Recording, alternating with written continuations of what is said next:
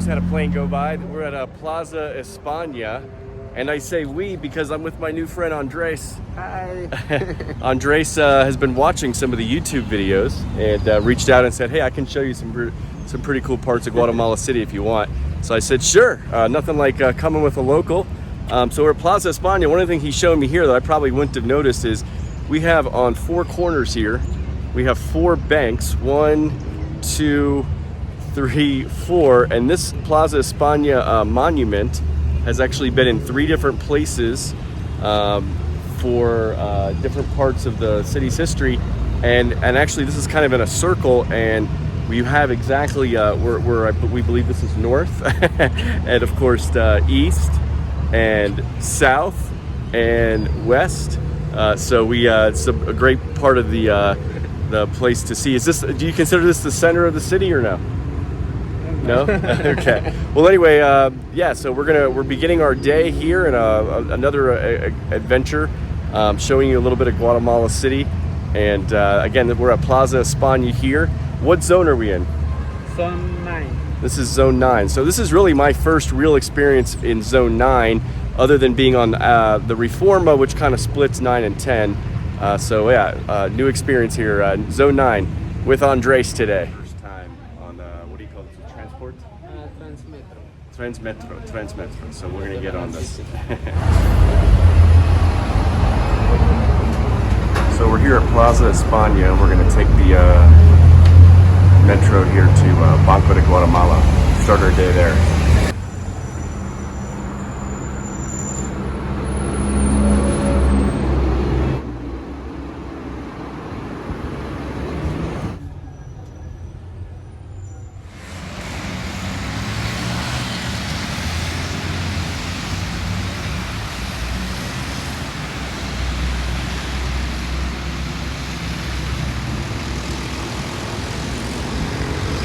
Okay, so we're here atop this overpass, I guess you could see. So you can see I got some good video going here.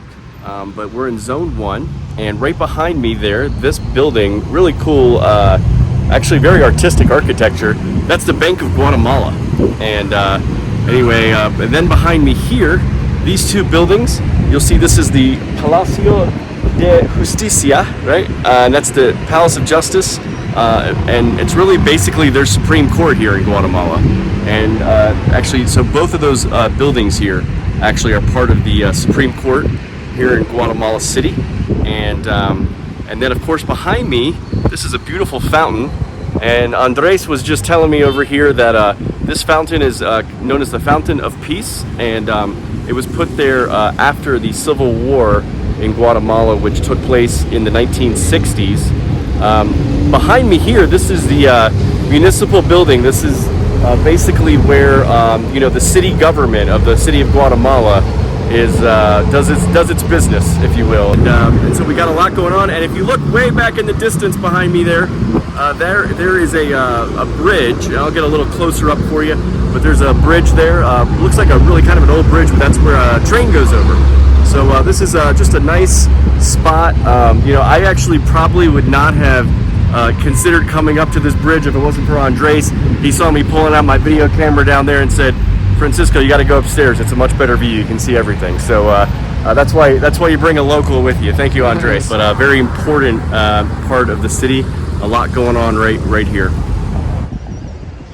So you can see this plaza is named for Carlos Merida, and he's actually the architect that designed a lot of the buildings and areas here in the center of the city. So this plaza is named in his honor.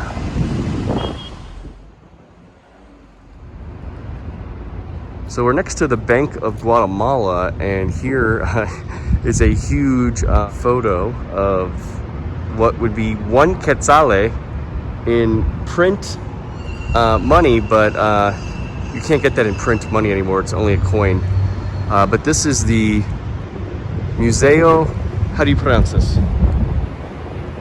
Museo Numismático. It's like the money museum. So that's this is where you learn all about money. Well, we were hoping to go to the money museum, but the pandemic has closed it until further further notice. We can't even get our hands on money during the pandemic. It's really tough, you know. Actually, that's kind of a little emblematic if you think about it, because so many people have lost their jobs due to this pandemic, and you know, we at least want to get a chance to make some money, or at least see some money, and we can't even do that at the museum here today. It's too bad. Well, it's Saturday, and we're just going to keep walking our way through different parts of Guatemala City, and really get to see all the things that we can see from outside, even if things like this are closed on the inside.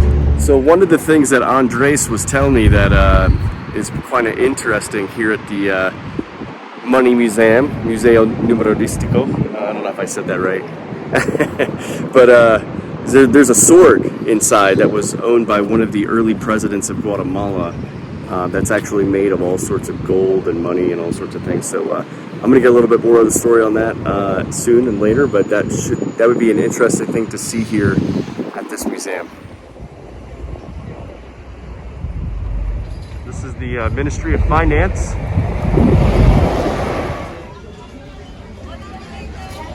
Adelante, tenga pregunta, canabociano, que le damos pregunta para adelante. Tenga adelante.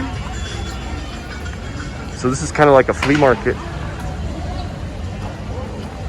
And we have the train station. Remember that president I told you earlier who has that sword in the museum? Well, he was a president in about the 1870s, Rufino Vargas, and that's actually a statue of him right there. I'll get a better view of it later, but it's here right in the same plaza with the train station, where we're actually going to see kind of a museum here to the train.